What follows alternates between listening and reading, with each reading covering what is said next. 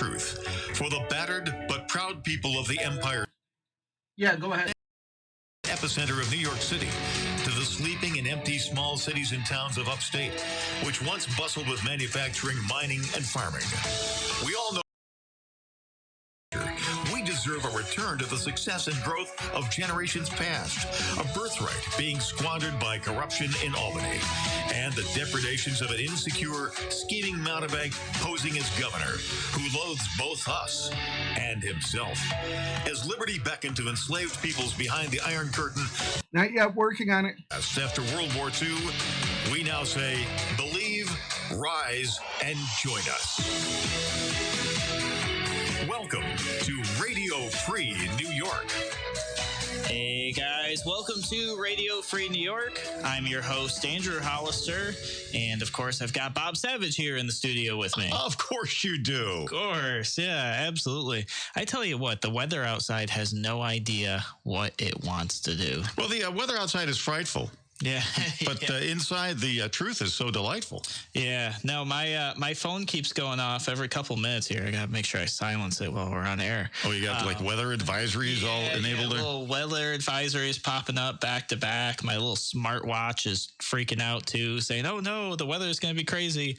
But the ride up here wasn't so bad. It looks clear right now, but I guess it's supposed to get pretty bad later. So well, we'll see. It's remarkable to me that we've gotten so wimpy about weather. I mean, we're Western New Yorkers, and this is just a typical winter day. I mean, it's bright sunshine, and of course, when you have great big giant bodies of water nearby, as we do, the upper and lower Great Lakes, you get these snow bands that blow up. So I drove to Batavia and back this morning, and the driving conditions ranged from mid-July type roads to whiteouts where you couldn't see a thing. Yeah, absolutely. The hardest thing for me, I think, driving in this weather is when you get that gloss over the street and the sun just reflects right up off. So it's like you're looking towards the sky, there's sun there. You look at the ground, there's sun there, and I got him. Really bright.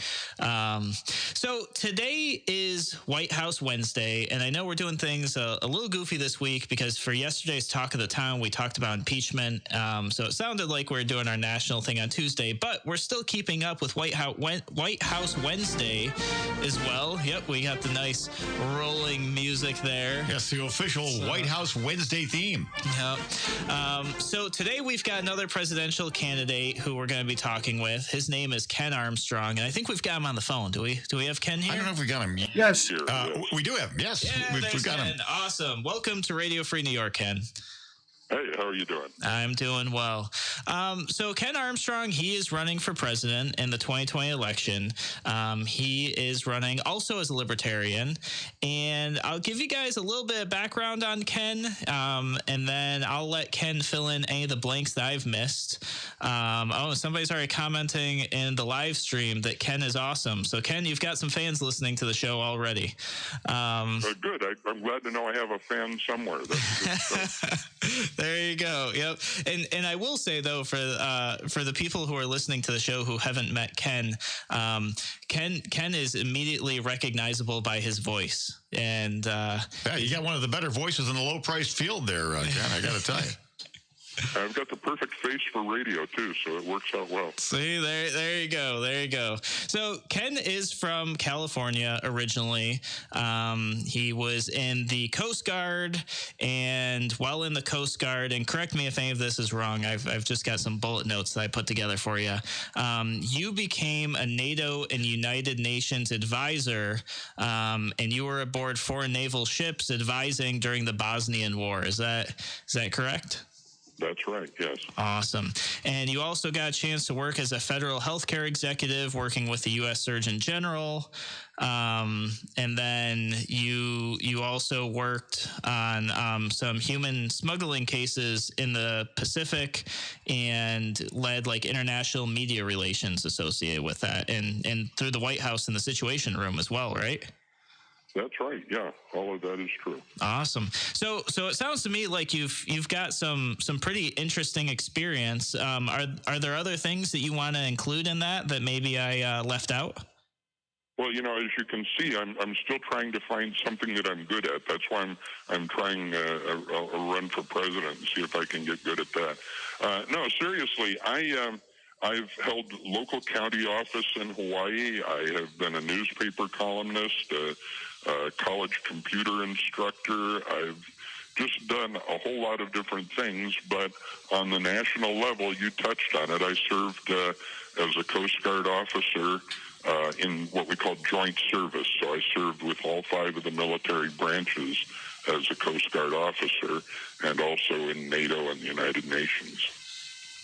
Yeah, no, that's great. So I noticed there's a why Ken is a libertarian on your website, and I think that's probably a good question to pose on air. As people are probably, many people, especially listening on the radio waves, this might be the first time they're hearing your name.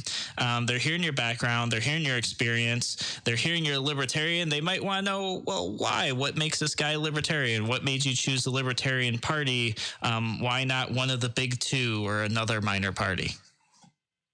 Yeah, and I think a lot of us, who come to libertarianism sort of later, we look at the Libertarian Party and we're kind of curious.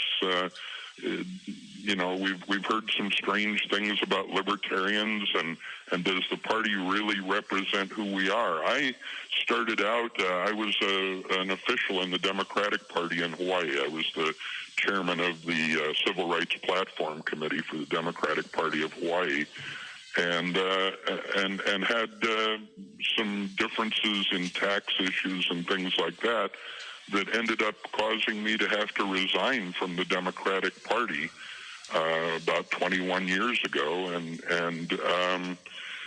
as a result of that, kind of aligning myself with the Libertarian Party. But it took me maybe another 10 years before I fully recognized that the Libertarian Party was the home for the things that I believe in.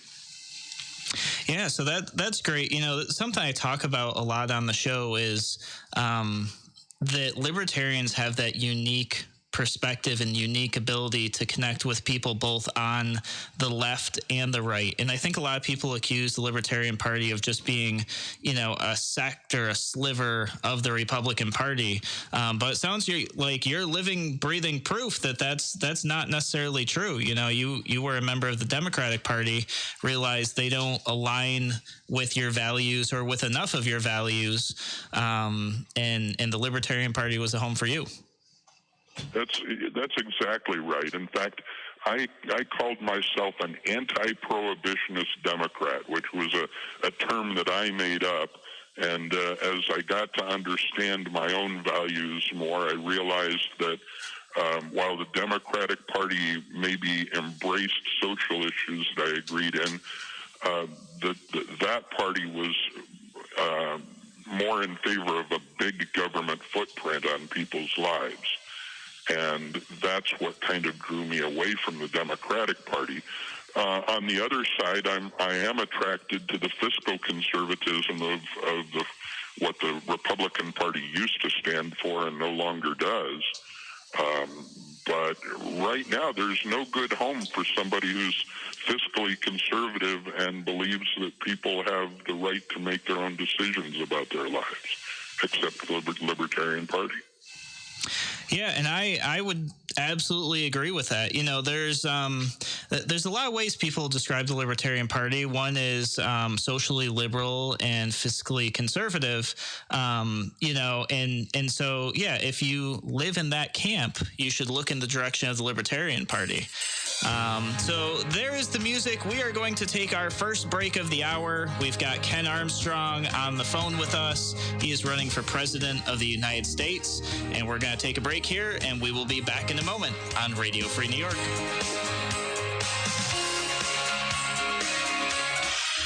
Your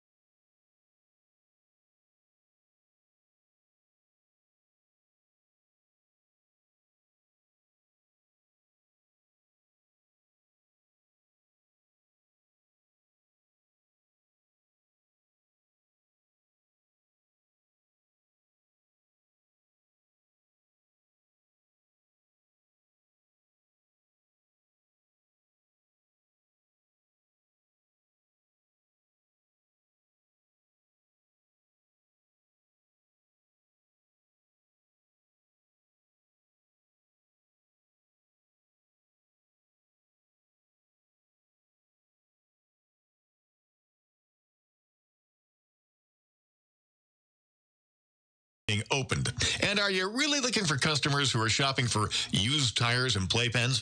You could try cable TV, 500 channels, 12 viewers per channel.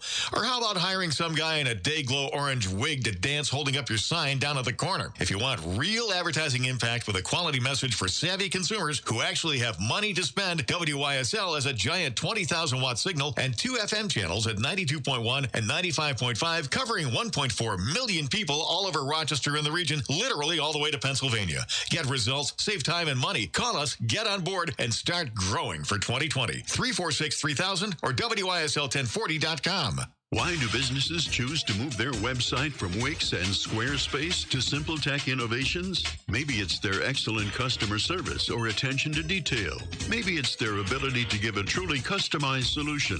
Or perhaps they just like the fact that Last spot. it's a local small business that builds great relationships with its clients. Whatever the reason may be, you can rest assured knowing that the local team at SimpleTech has your best interest in mind when building or updating your website. They're hands-on and love helping customers achieve their goals. But don't take my word for it. They've won the best in Rochester 8 years in a row and have an A+ Better Business Bureau rating. If your website doesn't match your dreams or isn't achieving your goals, give the professionals at SimpleTech Innovations a call today for a consultation at 585-200-3182. That's 585-200-3182.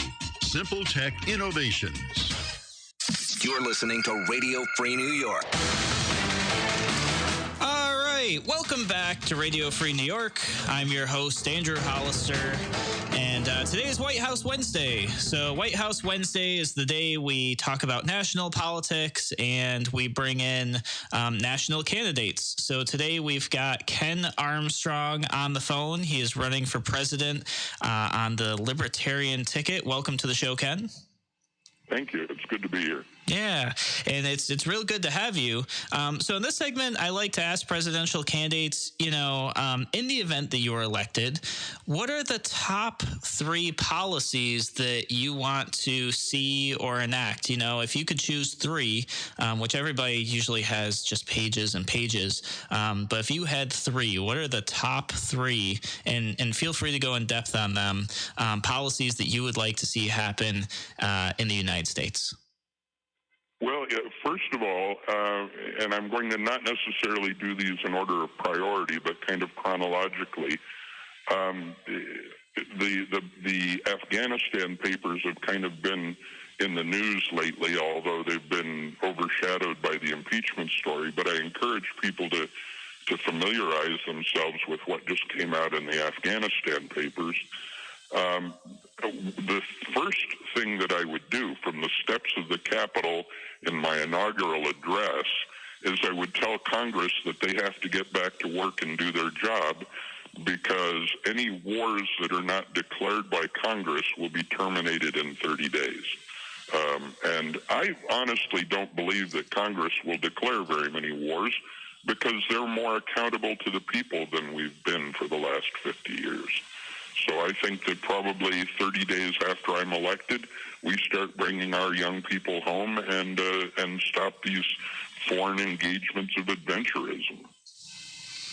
Yeah, no, that's great. And I think a lot of people remember when just kind of like president after president has said, we're going to get out of wars. And I think people truly want that. I think that, I look back to a few of my friends who served in Iraq and Afghanistan, who I was very surprised to find out they voted for Obama.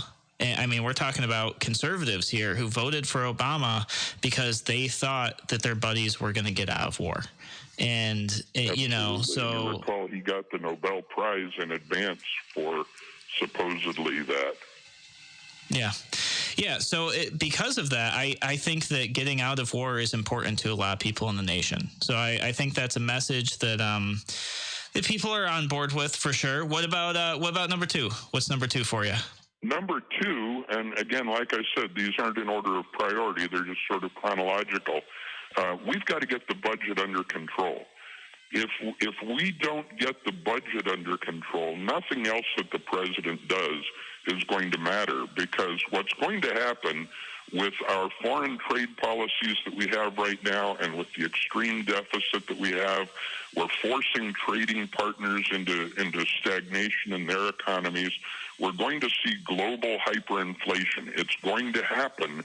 And right now, we're on the leading edge of it. We really have to be very, very careful, or countries like Venezuela are just going to be precursors to the rest of the world.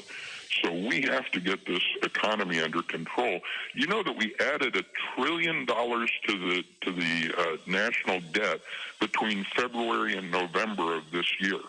That's the fastest trillion we've added, aside from the TARP money that we added in 2008.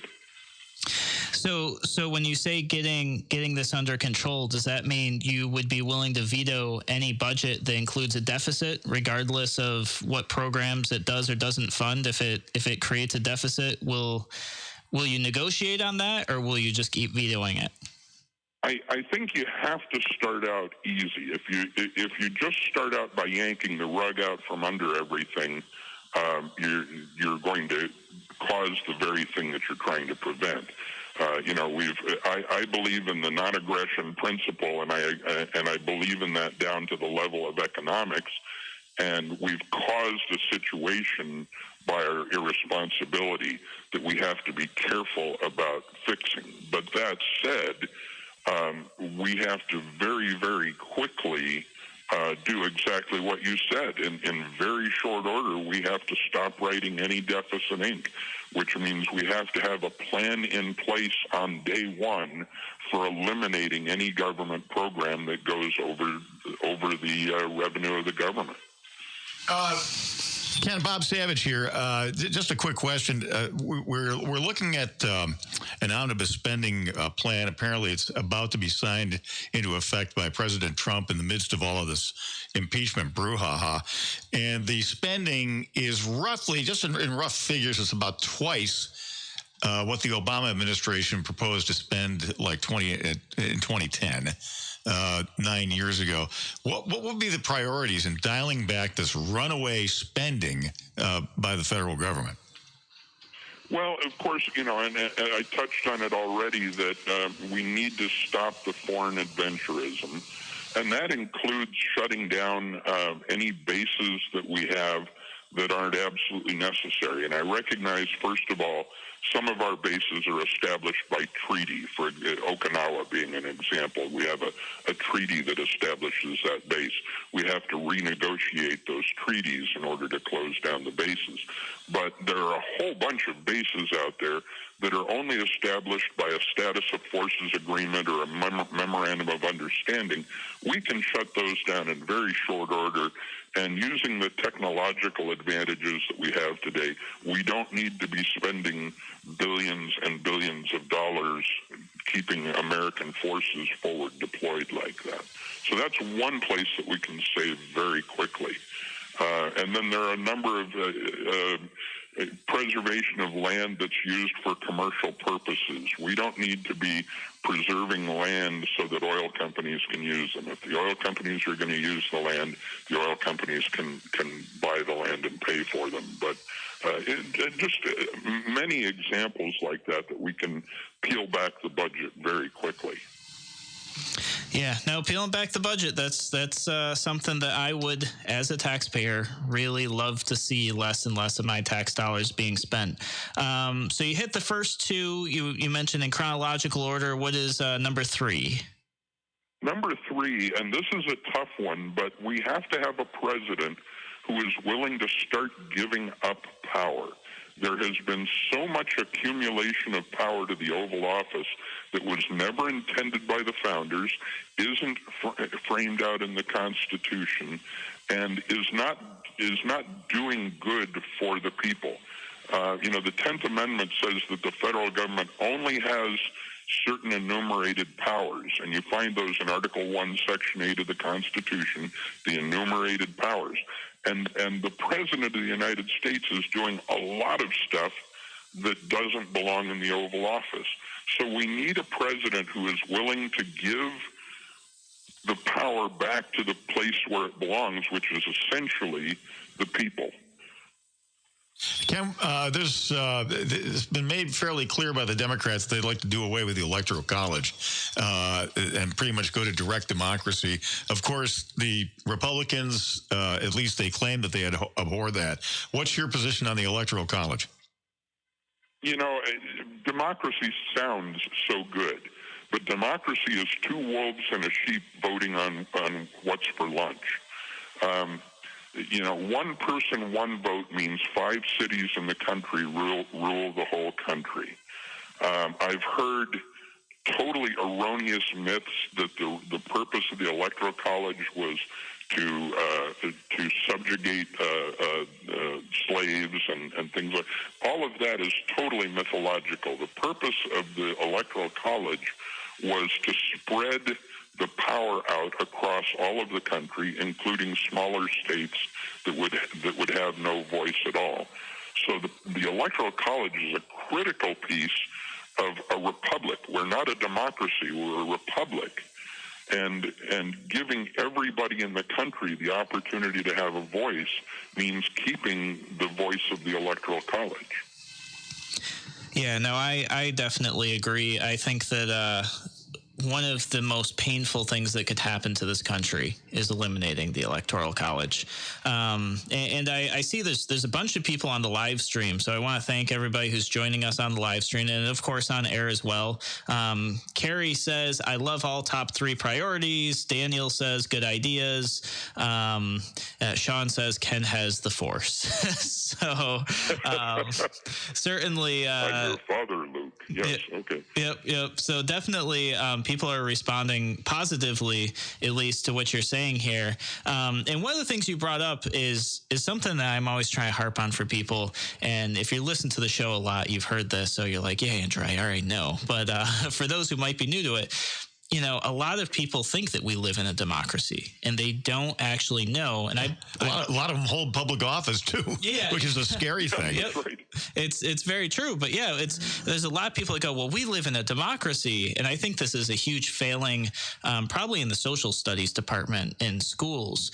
You mean the one that's been eliminated in a lot of public schools? Yeah, that one right there. Yeah, you know, we live in a constitutional republic, and I think a lot of people truly don't understand what constitutional republic is. It's a government of representatives instead of a direct democracy. And with direct democracy, you're right. It sounds good until you realize it's just mob rule. Until you haul out a calculator and you figure out where those votes are going to land and who's going to run the country. Yeah. Why would anybody ever campaign ever again in Iowa or the Dakotas or in Arkansas? Yeah. Yeah. That's exactly right. And even, inside of the Libertarian Party, we have a bunch of disagreement about this because we have a faction of the party who, the anarchist capitalist faction who believes that it should just be everybody for themselves. I tend to be a constitutionalist. I'm right around the middle of the party, but I really believe that if we went to just pure democracy in the United States, that's what Hillary Clinton has been saying for the last 3 years, is that she would have been elected under a pure democracy. And she's technically right, with the last election. All right, guys, we're gonna take our next break. We will be back in a moment on Radio Free New York.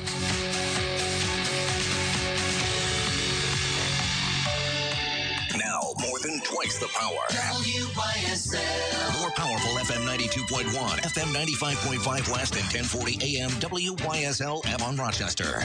Here's the latest forecast from the News 10 NBC Weather Center. For tonight, we'll see areas of lake effect snow, windy and very cold conditions. Temps in the single digits and teens. Wind chill below 0. Close to the lake, could be several inches of wind-blown snow. On Thursday, morning lake flakes will give way to sun and clouds. A brisk cold day near 20. On Friday, looking pretty good. Sun and clouds back near 40. I'm Rich Cadelia on WYSL. Joanna Palvino here. Even though I'm semi-retired, I'm as busy as ever. Effortlessly healthy meal delivery gives me the freedom to do what I want with meals ready to heat, eat, and enjoy. Always fresh, not frozen, delicious meals made locally that I can choose each week, delivered to my door, or you can pick them up. Food so healthy that Effortlessly Healthy is the preferred caterer of the U of R Medical Center. Seniors always get 10% off with their Healthy Seniors Plan, and for a limited time, new customers get a 25% discount just by using code SENIORSROCK at checkout. Cheers to a holiday of hope. Eat well, live long, be happy, and save 25% when you use code SENIORSROCK at checkout. Have an effortlessly healthy holiday every day. 254-0078, 254-0078, or check out all they have to offer at ehmeals.com. That's ehmeals.com for effortlessly healthy. Your business relies on computers and technology to operate. Slow, unreliable networks and servers can cause unplanned downtime and affect your bottom line. The experts at Simple Tech Innovations are here to help. Their preventative maintenance program ensures that your computers and network are kept up to date and monitored for any issues, keeping your business running smoothly. They also help clients achieve HIPAA, PCI, and New York State cybersecurity compliance to keep your network safe and secure. Whatever your business IT needs are, Simple Tech Innovations should be your first call. They've won the Best in Rochester 8 years in a row and have an A+ Better Business Bureau rating. Call them today for a free consultation at 585-200-3182. That's 585-200-3182. Simple Tech Innovations. I was in full-blown addiction.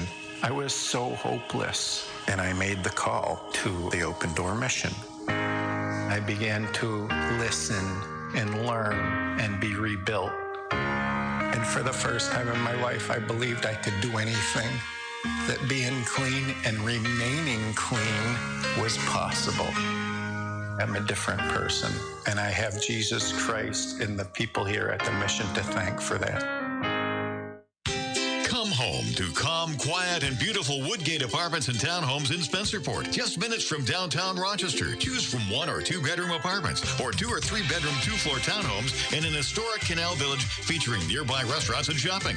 You'll appreciate the balconies, patios, and beautiful pool. The townhomes include an attached garage. Come take a tour and meet our friendly and knowledgeable on-site staff, Cedar Circle in Spencerport, or visit WoodgatePlaceAPTS.com to learn more. From fender benders to deer hits to serious accident damage, your expert go-to for vehicle repair is Corby's Collision. Corby's has the experience to handle everything, so you can stress less. They'll do the estimate, work with the insurance company you choose, use top quality components and materials, and return your vehicle fully restored, mechanically and cosmetically. Trust your vehicle to the experts at Corby's Collision, Route 15A between Lima and Honeoye Falls. Call 624-2301 or visit Corby'sCollision.com. Livingston County Pizza Company and Gluten Free Bakery offers a great selection of pies, raspberry jelly rolls, cutout cookies, gingerbread cookies, and cookie trays. Call 226-9575 and order now for Christmas. Livingston County Pizza Company and Gluten Free Bakery in Avon. Rochester work. Last spot. We sell trucks up to the mighty Ram 5500 and have a shop open from 7 a.m. to 8 p.m. Monday through Saturday so you can get your truck fixed when it's not billing hours for you. Visit RochesterWorkTrucks.com. Radio Free New York. All right, welcome back to Radio Free New York. I'm your host, Andrew Hollister. We are talking with Ken Armstrong, who is running for President of the United States on the Libertarian ticket. And interesting thing about the Libertarian Party this year, there is a pretty good possibility that this year in New York State, there will be a primary for president on the Libertarian line in New York State, which I believe this is the first time it's ever happened in New York State, possibly the first time it's ever happened in the history of the United States. So certainly a very exciting time for those in the Libertarian Party and for anybody else who just wants to be a part of history in a historic moment.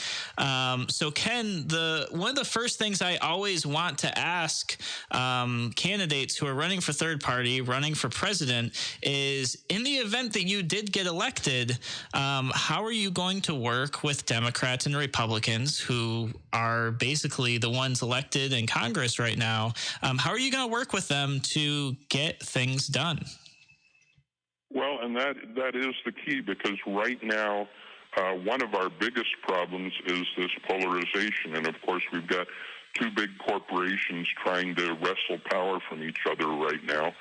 I think that not only is it important that we elect a libertarian president, but it's extremely important that we elect a good number of libertarians to the House and to Senate. If out of 435 elected members of the House of Representatives, if we could put just 20 or 30 libertarians into that mix in key seats, the result would be that we would have to have coalitions of thought inside the House of Representatives. Neither side would get an instant majority. And then a libertarian president working with that mix, being willing to work either or both sides. If somebody has a good idea, they deserve credit for having a good idea, regardless of what their party is. So I think it is possible for a libertarian president to work with both sides, but especially if we have some elected members in the House and Senate. We're talking with Ken Armstrong. He's a libertarian candidate for president. I believe one of 1,200 candidates actually who have announced that they're running for the top job in the country. I want to get your comment on this, Ken, if I could.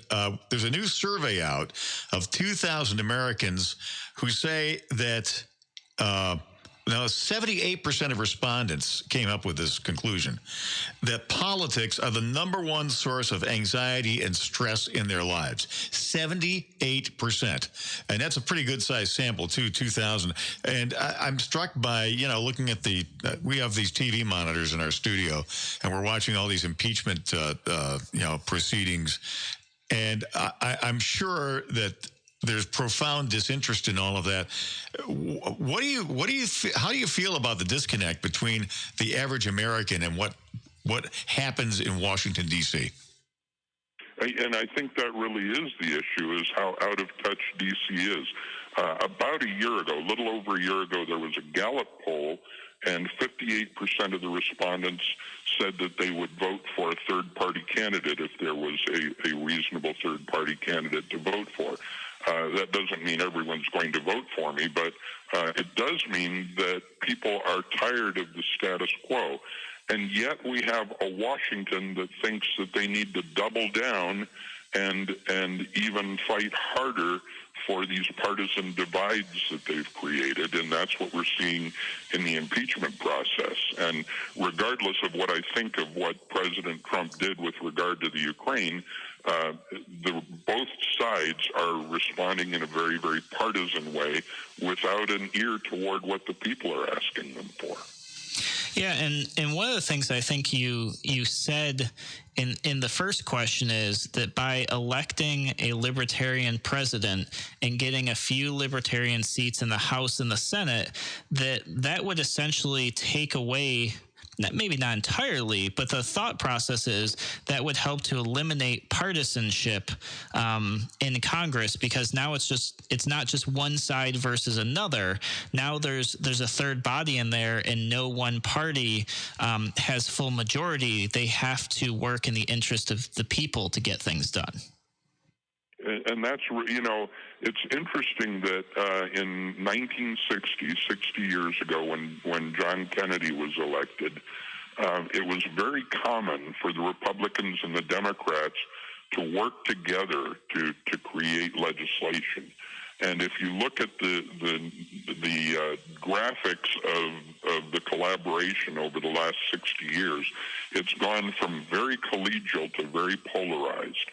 And what would happen if we had a good third party in there, the Libertarian Party, in the mix, is without giving anyone an instant majority, it causes people to have to talk to each other again. We're seeing every vote is along strict party lines these days. Everyone does what their party leader tells them to do.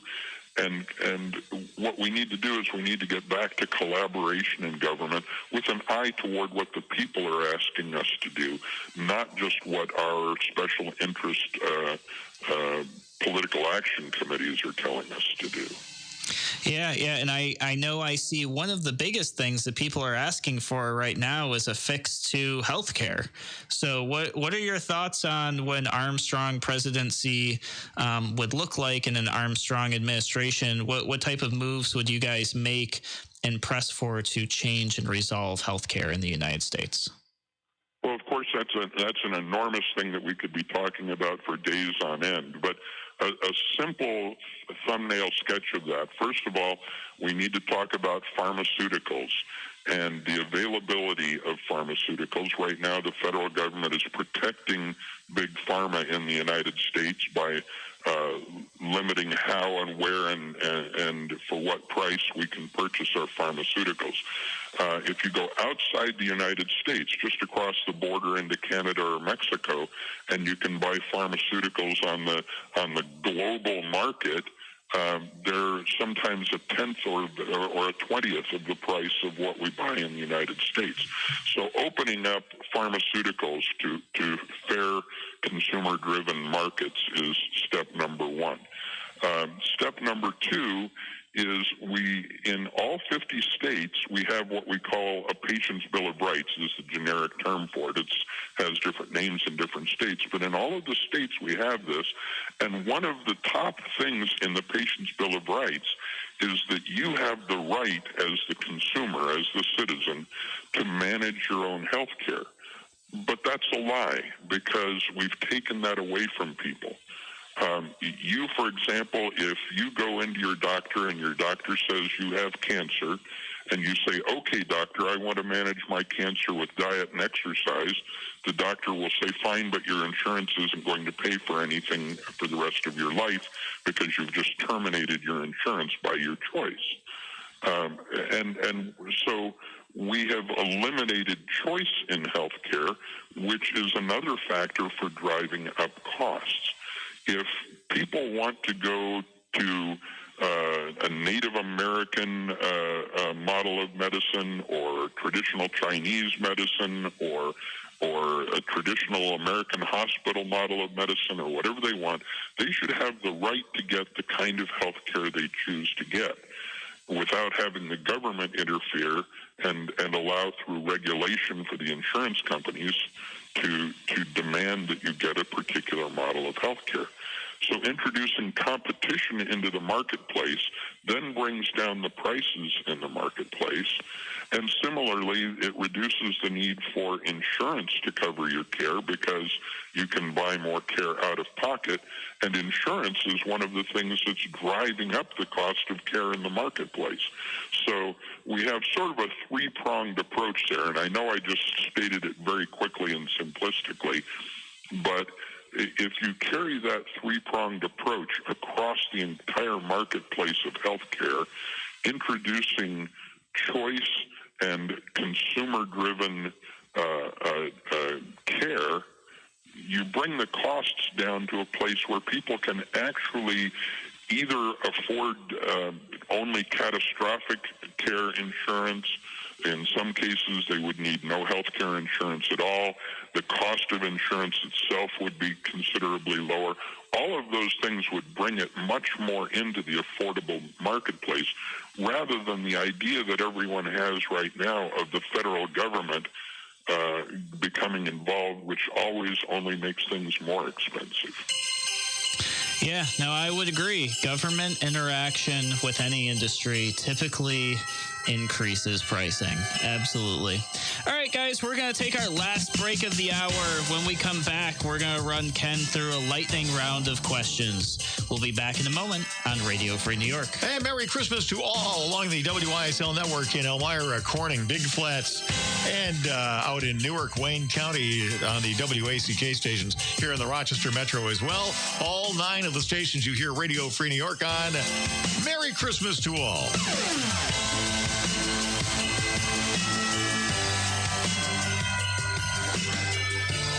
Why do businesses choose to move their website from Wix and Squarespace to SimpleTech Innovations? Maybe it's their excellent customer service or attention to detail. Maybe it's their ability to give a truly customized solution. Or perhaps they just like the fact that SimpleTech is a local small business that builds great relationships with its clients. Whatever the reason may be, you can rest assured knowing that the local team at SimpleTech has your best interest in mind when building or updating your website. They're hands-on and love helping customers achieve their goals. But don't take my word for it. They've won the best in Rochester 8 years in a row and have an A+ Better Business Bureau rating. If your website doesn't match your dreams or isn't achieving your goals, give the professionals at SimpleTech Innovations a call today for a consultation at 585-200-3182. That's 585-200-3182. SimpleTech Innovations. Aircraft Environmental Systems proudly supports Radio Free New York. Rochester-based leaders in climate simulation chambers for America's R&D laboratories. We're experts in troubleshooting, calibrations, custom designs, and consulting for more than 40 years. Industry pioneers, we created the first ever fleet of temperature, humidity, and altitude test chambers available to rent coast to coast. Trained and trusted by environmental chamber manufacturers, we are ACES. Find us at acesinc.com. Human trafficking is when someone is being forced, tricked, or coerced to engage in a sex trade or forced labor. If you're a kid and forced to sell sex, drugs, or work against your will, that's trafficking. You're not a criminal, and there is help available. Call the National Human Trafficking Hotline at 888-373-7888 or text Be Free. Sponsored by the Livingston County Safe Harbors Human Trafficking Task Force. Your business relies on computers and technology to operate. Slow, unreliable networks and servers can cause unplanned downtime and affect your bottom line. The experts at SimpleTech Innovations are here to help. Their preventative maintenance program ensures that your computers and network are kept up to date and monitored for any issues, keeping your business running smoothly. They also help clients achieve HIPAA, PCI, and New York State cybersecurity compliance to keep your network safe and secure. Last spot. Business IT needs are. SimpleTech Innovations should be your first call. They've won the best in Rochester 8 years in a row and have an A+ Better Business Bureau rating. Call them today for a free consultation at 585-200-3182. That's 585-200-3182. SimpleTech Innovations. Radio Free New York. It is White House Wednesday once again, and here's Andrew. Welcome back to Radio Free New York. Like Bob said, this is White House Wednesday. We've got Ken Armstrong on the line, who's running for president of the United States. And, I just wanted to get, so we wrapped up a couple questions in the last segment, but we had Garrett from YouTube comment in. We were talking about, healthcare in the United States. And Garrett says, wouldn't making all prescriptions, quote, over the counter be the purely libertarian policy? So I wanted to give you a chance to discuss that if you'd like, Ken. And actually, I just spent much of the last 3 years down in Mexico, where it works pretty close to that way. There are some medications that still require a prescription, but pretty much you just go into the pharmacy and tell them what you need and you get them. And the cost of pharmaceuticals in Mexico is considerably lower, and we don't see the rampant abuse that everyone says we would see if it was that way in the United States. So I tend to agree with your friend there. Yeah. Okay. Great. So that's Garrett. Hopefully you're still listening. If so, there you go. And I agree with that too. I think you want somebody who is the pharmacist to tell you the side effects, but in terms of having to see the doctor every single time, I think creates red tape. And I know there's people out there say, no, you have to see the doctor because you need the diagnosis from the doctor. And in some cases, that's probably true. But we should be allowing people to do with their body what they want, as long as it's not harming somebody else. Hey, Ken, quick question for you. As a veteran, I'm sure you have some kind of an opinion on this. The VA, the ongoing train wreck of the VA with the runaway costs. We've been throwing, hundreds of, billions of dollars at this problem. We've increased the employment in the Veterans Administration by 50% since the days of Barack Obama, and yet the problems persist. Do we keep the VA in place, or do we just tear the whole thing down and give all of our war fighters, as President Trump calls them, give them a plastic card and tell them to go out and get the best coverage they can, get the best treatment they can in the private sector? What say you? Well, I think we need to honestly crunch the numbers and find out what that would mean to the taxpayers before we get too crazy. And I do believe that even though I think we've fought some wars we shouldn't be fighting, I think we owe a deep debt of gratitude to the young women and men who have served their country, and we don't want to abandon them, particularly the ones who have been exposed to chemicals or whatever and have ongoing problems. So I do believe that we need to meet our obligation to them. I will tell you, I just had some health work done in Houston as I was passing through a couple of weeks ago, and found the VA there to be extremely helpful and efficient and really great. But I've also seen some of the horror stories. So I think what we need to do is we need to crunch the numbers. I have a suspicion that we can, at a very minimum, pare the VA system down to clinics and allow the hospital care to be done in the private sector. Awesome. So I've got a couple lightning round questions for you, Ken. So quick one-sentence answer on these, and then if there's time at the end, we can expand on any of them if you'd like. First question is the elimination of Social Security, for or against? For it, over a scheduled phase-out. All right. Next question. Do we need a federal Department of Education? Absolutely not. End of statement. Are there any moral wars? Yes, absolutely. But none of them are happening right now. Term limits for Congress? Tough one, because I believe that people should vote for who they want to, but I'm against career politicians. What about a federal election holiday? Should Election Day be a federal holiday where everybody closes up? I'm on the fence on that. I really don't care. I just want to see educated voters vote, whatever it takes. How about term limits for federal judiciary, including SCOTUS?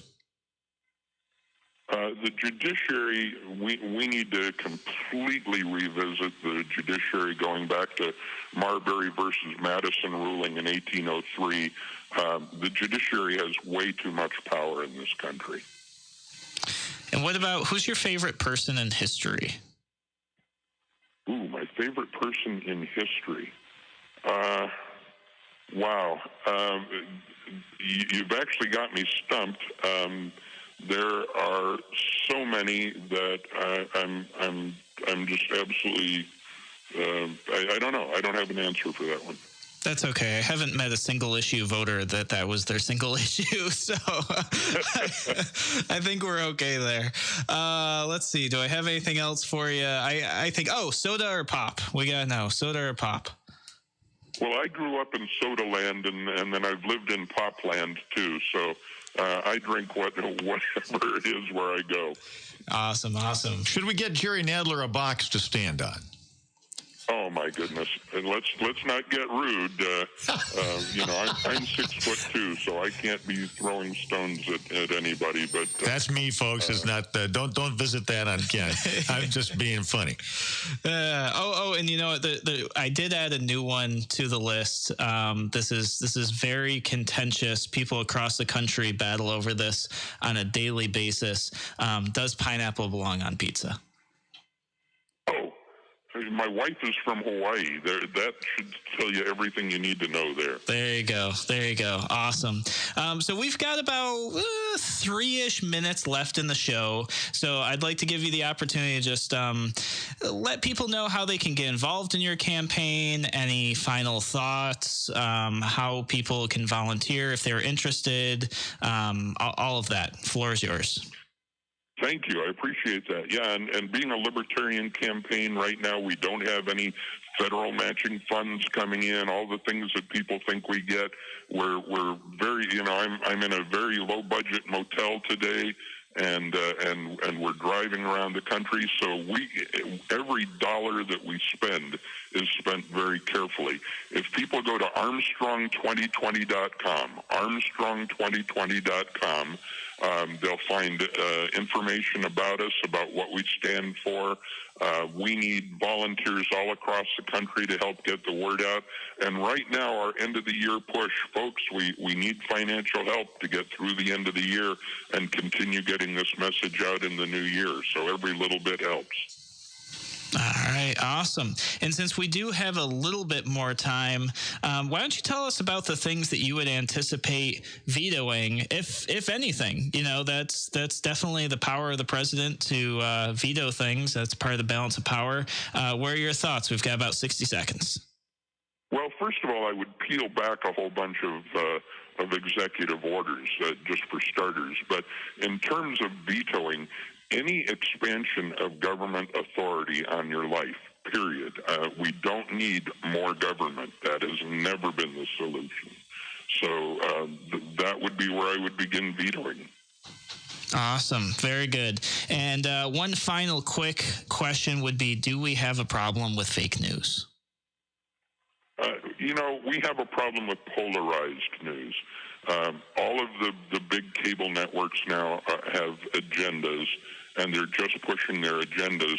And the problem is people sit and listen to their echo chambers of what they want to hear rather than getting information that is new or challenging to them.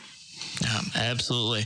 All right, Ken, thank you so much for joining us here on Radio Free New York. Ken Armstrong, ladies and gentlemen. Yep, Ken Armstrong, running for president of the United States. Guys, we'll be back tomorrow, same time, same place on Radio Free New York.